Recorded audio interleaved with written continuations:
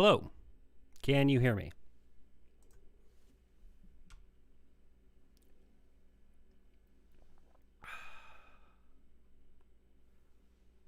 Can people see me and hear me?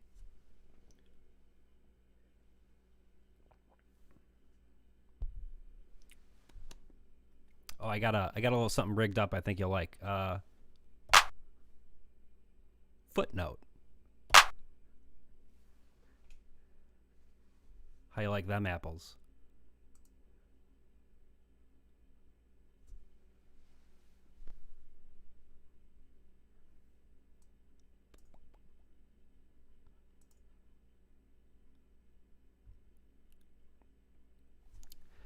Well, hello and welcome to a very special live installment of Nightmare Masterclass. My name is David Stockdale. I'll be your host on this excursion into the dark unknown.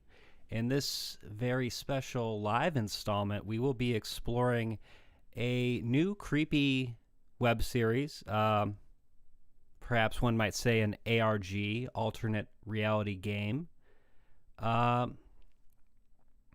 The rabbit hole starts with a video called What Happened to Crow 64 on Adam Butcher's channel. Adam Butcher is a filmmaker.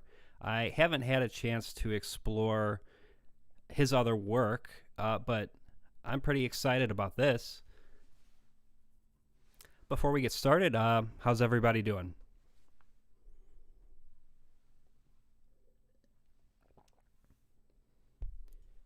Are you liking the footnote sound I have here? I'm probably a little bit more proud of that than I should be.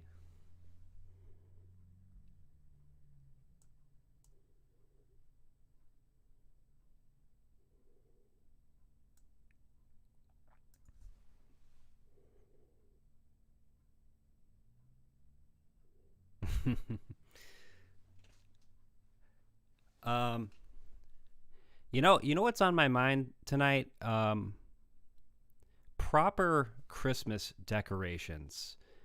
I just went on a walk, and I feel every time I go for a walk now, I feel like I'm kind of like a judge in a contest for like best Christmas decorations, and I just go around critiquing everybody's decor. And the one thing I really appreciate in good Christmas decorations is like a good cohesive theme. So if you got like something like a red and green going on, I can get into that.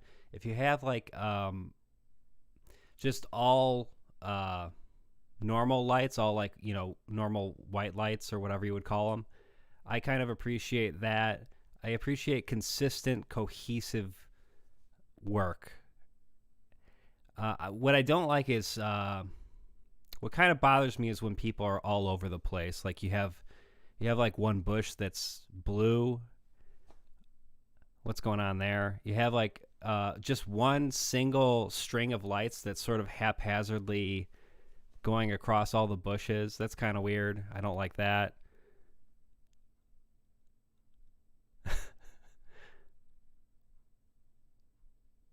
It's cool if there are characters and a clear plot line. Yeah. Well, I guess the nativity scene would be would fit your criteria.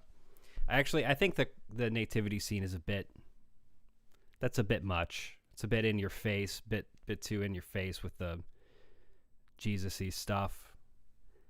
Not that, if you're into that, that's fine. I don't know. It's not something I would do.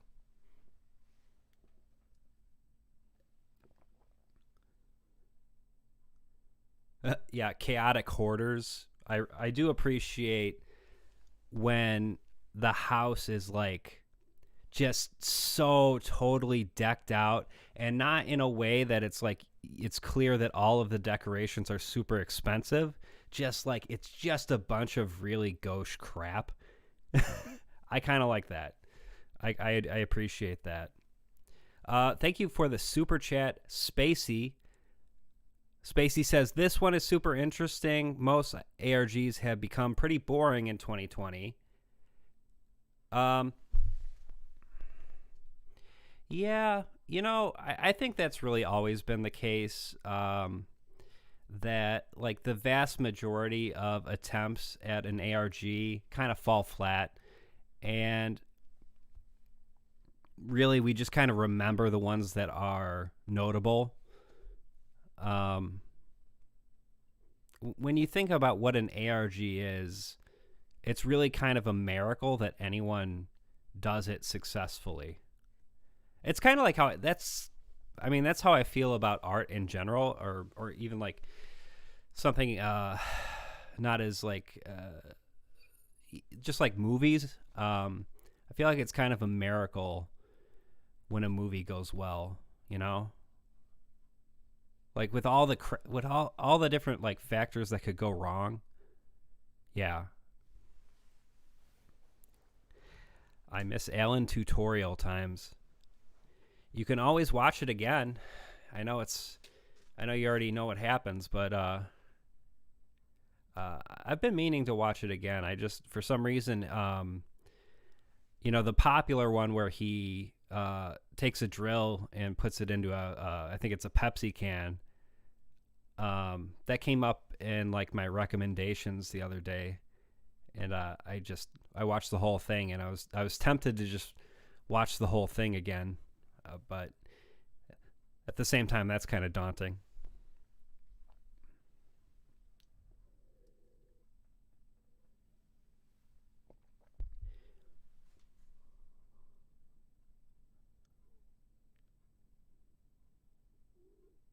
Um, One more thing before I get going. As I mentioned in the chat, it is Bandcamp Friday.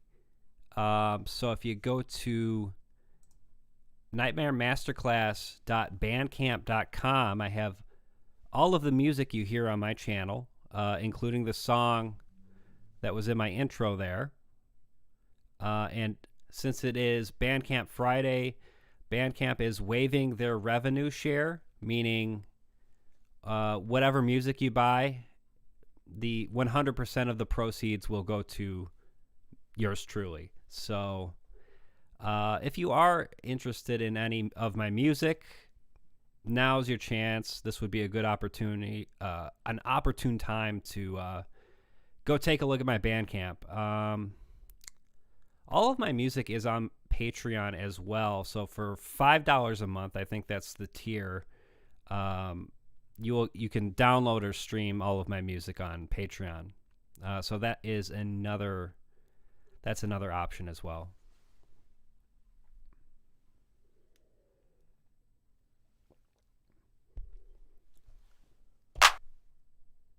And I don't know if I'm going to remember to do that. So you might have to remind me.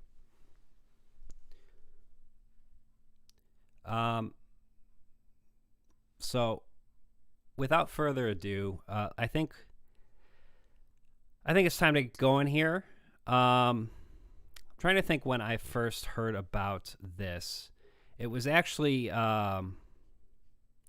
pretty close to the time this video came out, is when it actually came on my radar without, and I think I kind of ignored it. I didn't, in other words, I didn't watch this first video until after Halloween, actually. I think I was just kind of busy with other things at that time. And so I have I've not gotten a good chance to really take a deep dive into this. So I thought now would be a good time. Yeah, let me pull up. I have a little notes document that I usually have open that I forgot to do here.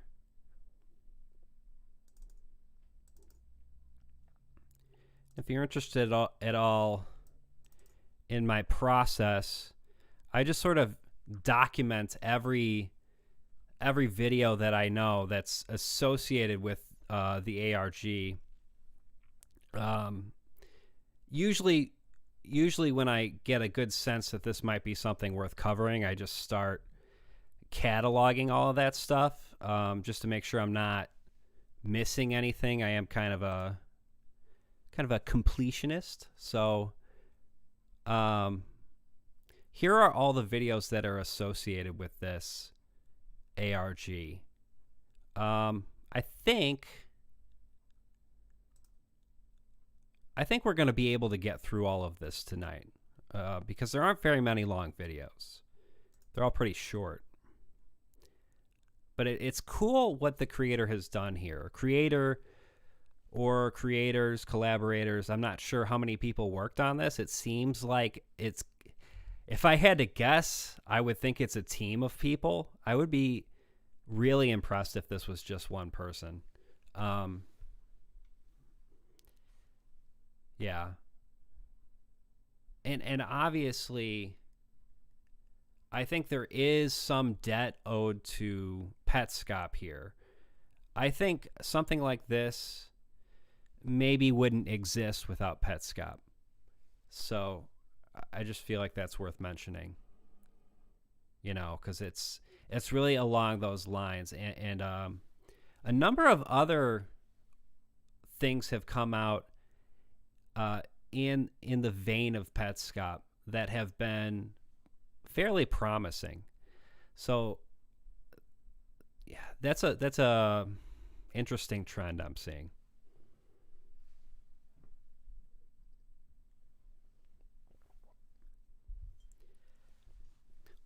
Let's go ahead and go through this first video and see if I have anything I can add, any kind of context that I might want to stop and point something out. I don't know. I've seen this video like one time already, so I probably didn't catch everything.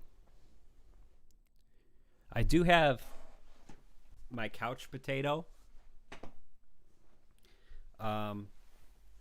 That is for lumbar support. I think I've had that since I was a child, believe it or not. It probably needs to be Febrezed, I would think. Let's go. So this package arrived today, Let me know and it contains a game, one that I think basically no one has ever played. But before we try it out, I need to tell you the weird tale that's behind it. But just how easy is it to play Nintendo 64? The controller looks like it could be used on some kind of military jet.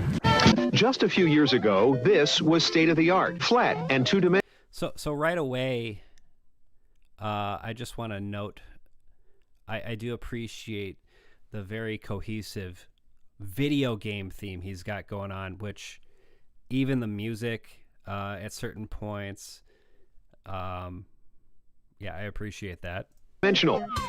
Now Mario lives in a 3D world, and you can make him go wherever you want. Bit too loud. The N64 era. An innocent time. The 3D platformer was king, and out of the dozens of so-called Mario clones, my three favorites still hold up. But what if I told you there was one more forgotten game on that list? A game that never had a chance to enter our childhoods. A game that fell into more than just development hell. And a game that cost its troubled creator everything. The game I'm talking about is Catastrophe Crow. Nope, I hadn't heard of it either. That is, until I was flipping through some of my old N64 magazines. Catastrophe Crow was the highly anticipated This is cool. Okay, so they did an entire like mock-up of like N64 magazine or whatever he's reading there. Yeah, I love this. I love the dedication to kind of like an authentic presentation of what you would see during that time period in the 90s. Project from Manfred Lorenz, a veteran German game designer, avid sailor, notorious perfectionist, and founder of Opus Interactive. Announcing the game at Space World 97, the team promised fearless exploration, Nintendo power, unfamiliar worlds, and something groundbreaking called an eternal revival system. Probably just a bad translation.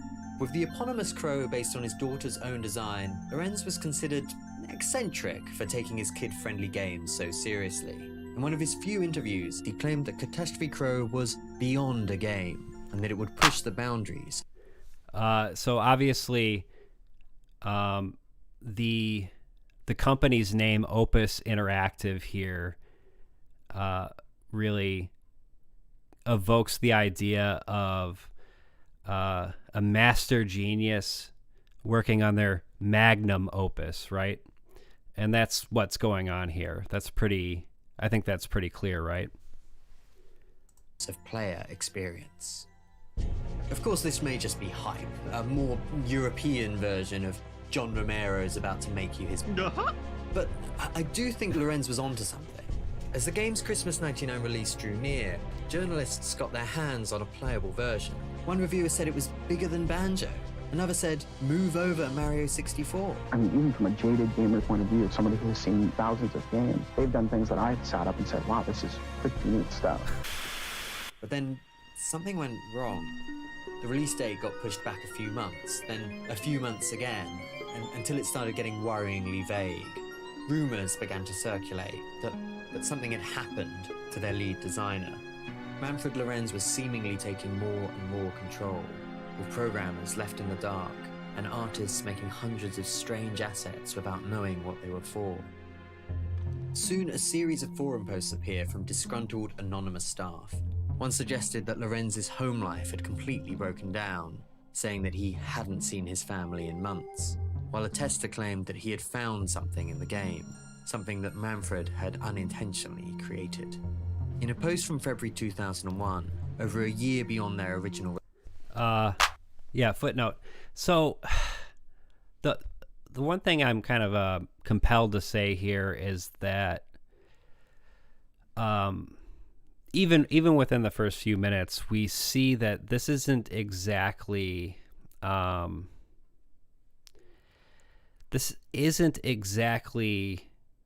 the thing that initially gives an indication that you might need to kind of go down this rabbit hole a bit more in order to know the story.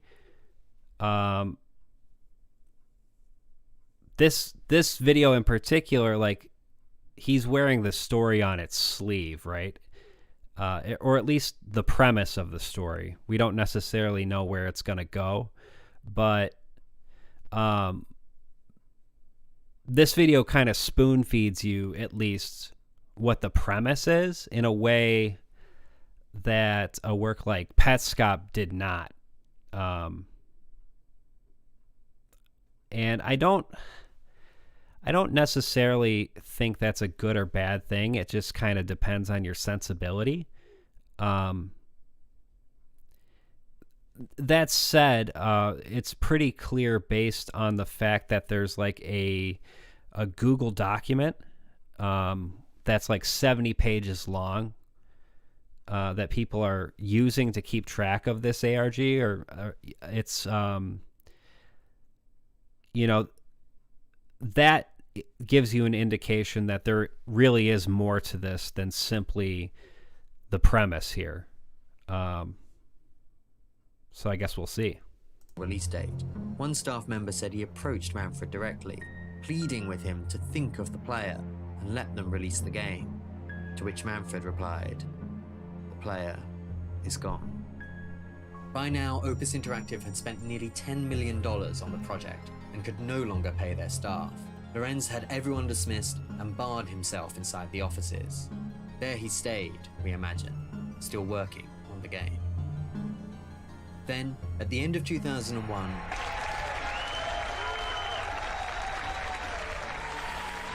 the N64 era finished, and the debt collectors came calling. But when they arrived at Opus, Manfred, for probably the first time in years, was not there. All the development hardware and backups had disappeared. Manfred wasn't at home either, and they learned that his wife had left the country over 6 months ago. The only clue left... Footnote, that's a really weird looking house, right?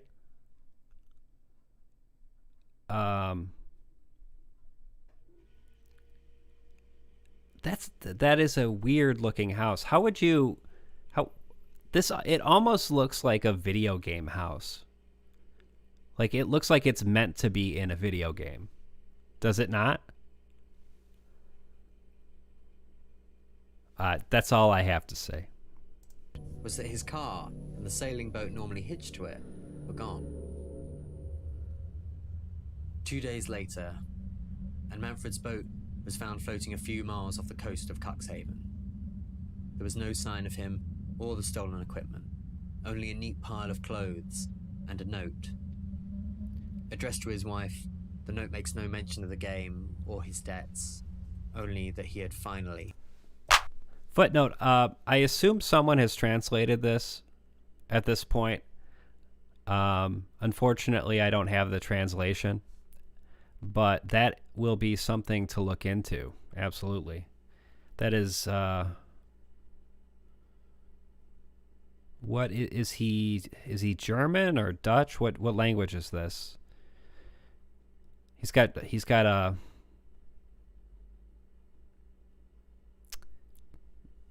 He's got handwriting like I do, chicken scratches. Gone home. Catastrophe Crow disappeared with him. No one would ever play it. After 5 years of development, what the game really was and what had obsessed its creator so relentlessly would remain a mystery lost to the depths. Or so I'd thought, because since I first began this video, I've been checking eBay every day for any sign of the game. And 2 weeks ago, I found this, what appears to be a genuine development card from Opus Interactive. The seller said he found it in his attic, but didn't seem to really know what he had. I love the fact that there's a bunch of dates on here that have been scratched off. Like he was intending to send it on this date, but it wasn't ready yet.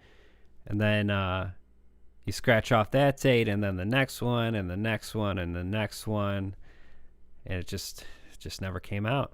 Seemed to really know what he had, so I bought it. And now it's here. What might be the only surviving copy of Catastrophe Crow. And we're going to play it. I believe it should work fine on my PAL N64, and if it doesn't, we'll try something else, but for now I just thought we'd do a playthrough. Okay.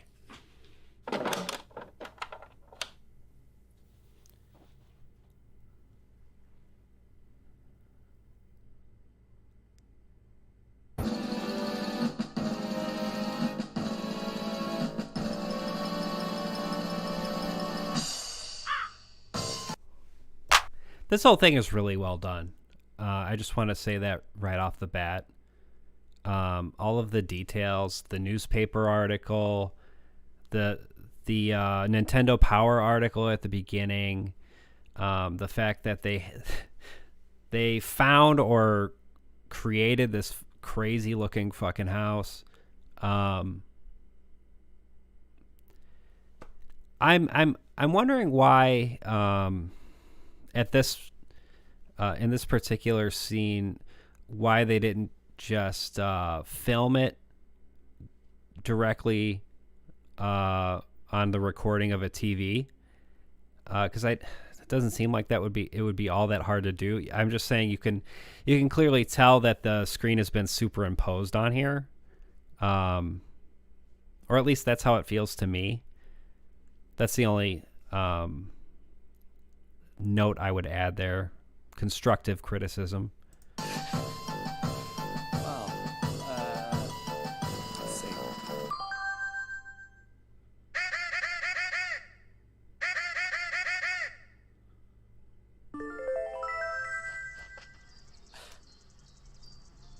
It actually seems to be working. I can jump.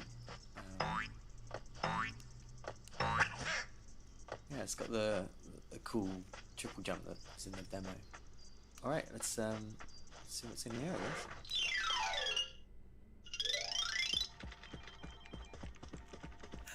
Guess I'm gonna go this way.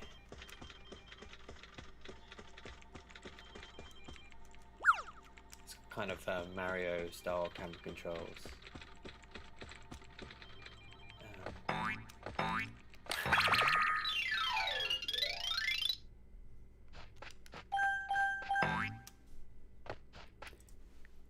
It is a really good job of superimposing it. I feel like a dick now for saying that. Normally I don't point out technical stuff like that.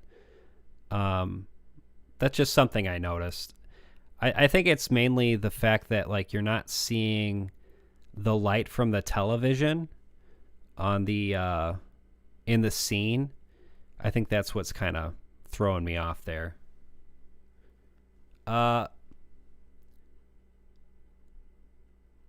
Sassy Snivy, thank you for the super chat.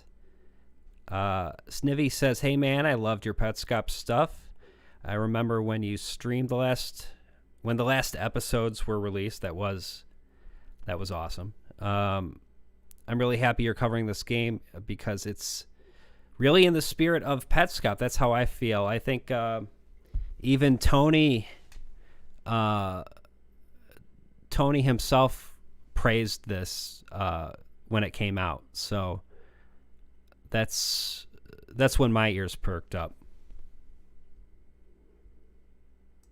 Sorry, I'm not very good at talking while playing, so no, I'll put a VO in afterwards.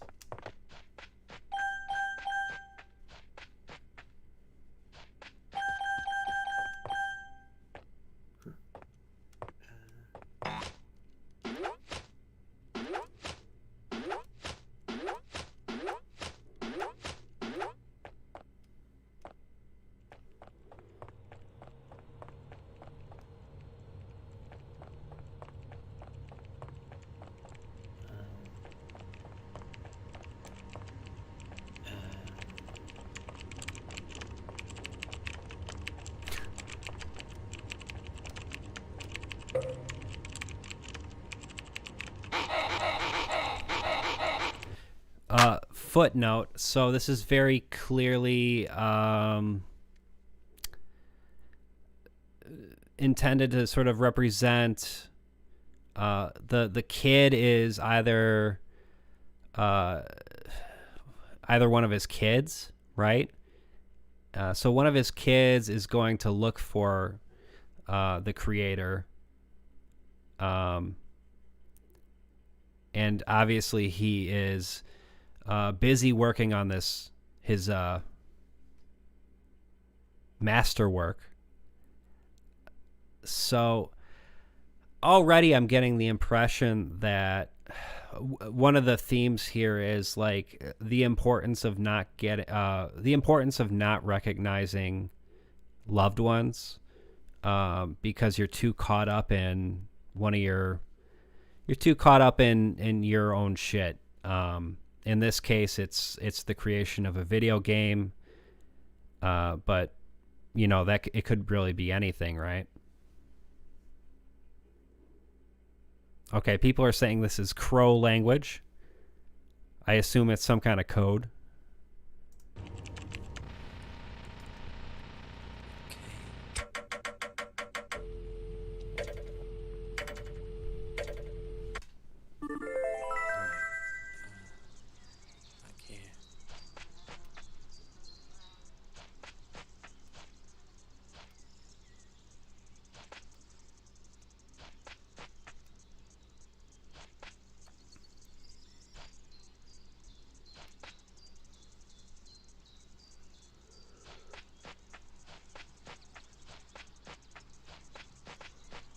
It is like a metaphor, man.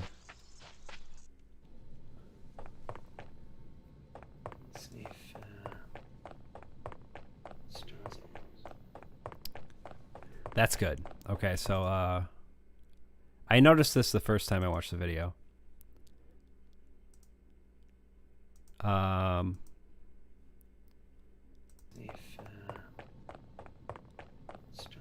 So the first time you see this chart, the line was going up. Now, line go down, and that's the brakes. It seems to me, okay, there's this kind of is an on-the-nose representation of the company's failure. So as this guy's working on the video game, it's taking longer and longer to come out. if this is a a publicly traded company, this could represent the value of the company itself and the investors losing confidence in the company. It could just represent their profit margin, which is, as their new game is delayed more and more, profits are going down because they don't have a new game out. It represents the company's failure, and maybe it represents the creator's decline into madness as well. And I think those two things, there's a correlation there, right?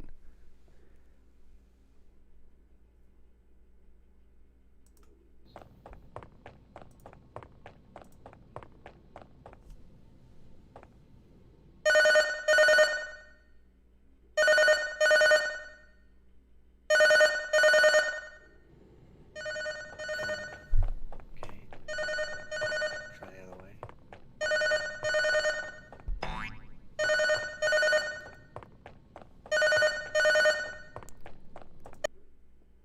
Getting laggy.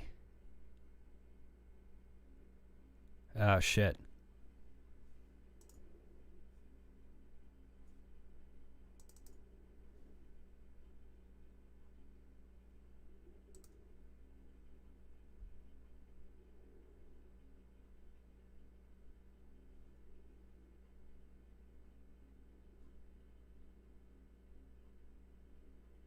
Is it any better now?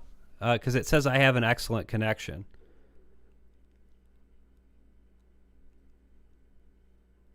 Son of a bitch.